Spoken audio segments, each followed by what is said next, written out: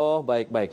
Nah, kita ada update emiten juga ini, Ibu Fisela, yang mungkin kita akan sampaikan juga kepada pemirsa IDX Channel. Ada beberapa saham yang cukup atraktif ini terkait dengan update emiten ya. Kita akan sampaikan dulu kepada pemirsa IDX Channel, Ibu Fisela. Oke.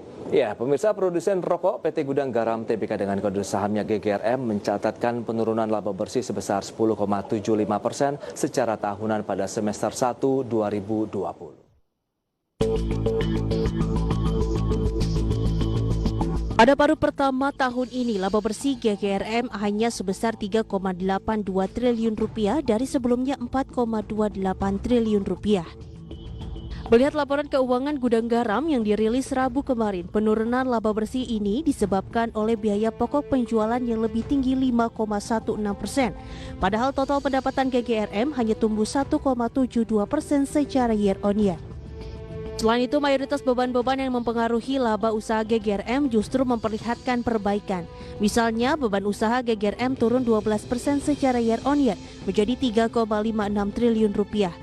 Beban lainnya juga lebih rendah 87,5% secara year on year dan pendapatan lainnya meningkat 23% secara year on year. Ditambah lagi sepanjang paruh pertama 2020, GGRM memperoleh keuntungan kurs sebesar 2,87 miliar rupiah dari sebelumnya rugi di atas 10 miliar rupiah. Berbagai sumber IDX Channel. Ya, berikut ini akan kami sampaikan infografis dari PT Gudang Garam Tbk dengan kode saham GGRM, di mana laba bersih Gudang Garam turun 10,75% di semester 1. Kita akan cermati bagaimana dengan kinerja pada penutupan Rabu kemarin yang masih bergerak positif 4,7%, berada di posisi 49.650.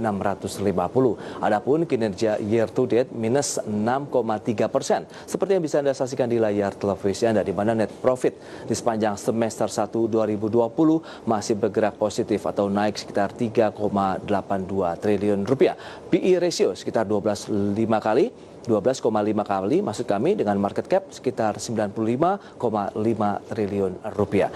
Itu dia update secara fundamental dari pergerakan Gudang Garam. Dan kita beralih ke emiten update berikutnya, pemirsa, di mana PT Indosat Tbk atau ISAT mencatatkan kenaikan pendapatan di sepanjang semester 1 2020 seiring dengan peningkatan kinerja operasional. Dalam periode 6 bulan, ISAT mencatat kenaikan pendapatan 9,4% secara year on year dari 12,29 triliun rupiah menjadi 13,45 triliun rupiah. Berdasarkan laporan resmi perseroan, pendapatan Indosat tersebut berasal dari bisnis seluler berkontribusi 83%, meningkat 11,8% dibandingkan dengan semester 1 2019. Dari sisi operasional, jumlah pelanggan seluler ISAT juga meningkat 0,9% secara year on year, mencapai 57,2 juta pada akhir Juni 2020.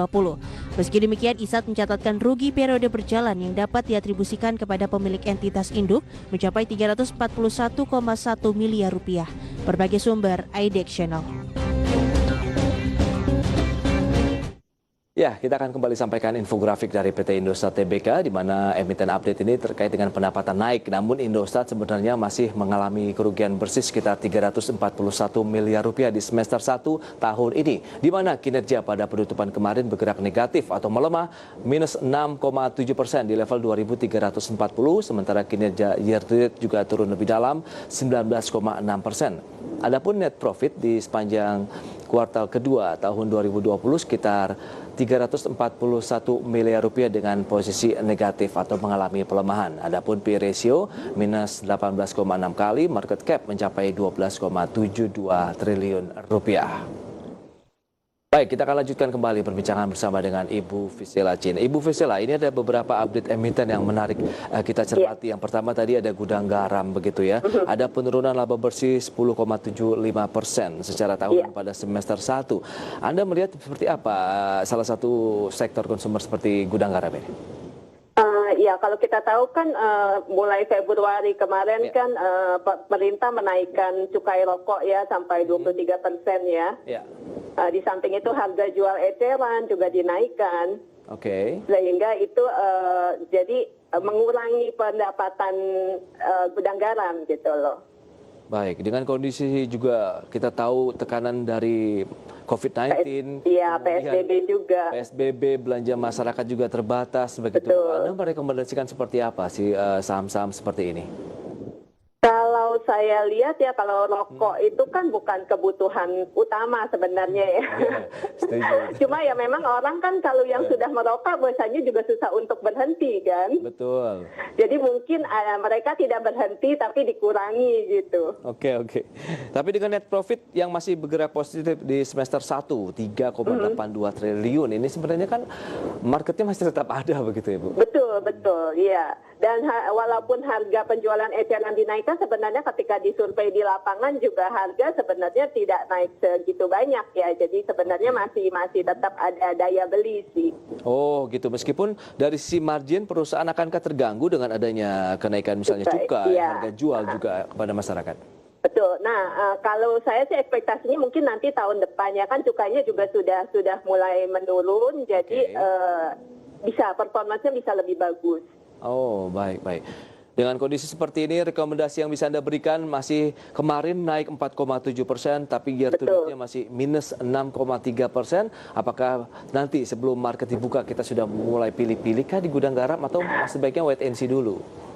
Di gudang garam ini kalau secara teknikal sih saya lihat ada resisten di pergerakan rata-rata harian 200 hari atau 1 tahun itu di 50.200 ya. Jadi kalau kita lihat hari ini kalau misalnya 50.200-nya itu bisa ditembus harusnya sih bagus ya. Oh, berarti menunggu dulu level-level 50.200 untuk entry kah? Atau bagaimana? Betul, oh, betul. Tapi kalau misalnya mau buy on weakness ya bisa di level-level harga mungkin 47.500 sampai 48.000. Ini untuk trading aja ya. Oh, itu dia. Sebenarnya trading singkat ya untuk level. Iya, betul. Tapi kalau misalnya yang untuk invest ya mungkin bisa cicil beli sedikit-sedikit dulu deh. Karena ya itu untuk ekspektasi kalau misalnya mau pegang sampai 1 tahun ke depan harusnya sih kalau di tahun depan itu performanya bisa lebih bagus dengan penurunan dengan stabilisasi cukai rokoknya. Oh, oke. Itu dia untuk gudang garam yang ini bisa menjadi pilihan investasi, dan pilihan investasi juga kami serahkan kembali ke masyarakat investor dan juga traders. Indosat bagaimana? Tadi sudah disampaikan, oke lah dari sisi pendapatan naik, tapi masih mengalami rugi bersih nih 341 miliar. Ya betul. Kalau dari sektor telekomunikasi sih memang saya lihat sampai saat ini yang masih paling bagus tuh return-nya masih Excel ya. Oh, Excel justru, oke. Excel itu saya lihat masih tumbuh dan masih positif earning-nya dibandingkan dengan Indosat. Telkom juga bagus sih, cuma kalau dibandingkan valuasinya dengan Excel masih lebih murah Excel daripada Telkom. Oke, nah kalau Indosat bagaimana dengan adanya rugi bersih yang masih ditanggung? Padahal kan di tengah COVID-19, PSBB kan sektor teknologi seperti ini mengalami penguatan yang sangat signifikan karena diuntungkan dengan kondisi PSBB tadi. Betul, seharusnya kan performanya naik, tapi kan kalau kita lihat naik, tapi memang nggak terlalu banyak karena saya lihat memang ada perang harga juga ya sekarang kita lihat di lapangan ya. Oke. Dan yang diuntungkan menurut Anda justru akhirnya masuk ke XL dan Telkom. Enggak, kalau saya lihat dari laporan keuangannya sih memang masih lebih bagus Excel dan Telkom daripada Indosat ya. Jadi mereka masih untung, kalau Indosat ini kan rugi. Oke, berarti netral saja nih untuk Indosat. Iya, kalau secara teknikal juga kemarin kan sempat turunnya lumayan ya. Saya lihat juga sudah break trend, jadi sudah tidak hampir break trend sih, sudah tidak terlalu menarik sih ya. Baik, itu dia analisis yang menarik Indosat dan juga gudang garam. Bu Fisela, kita akan jeda dulu sebentar. Di segmen berikutnya kita akan bahas terkait dengan sektor pariwisata yang sudah mulai dibuka kembali oleh pemerintah. Kami akan segera kembali.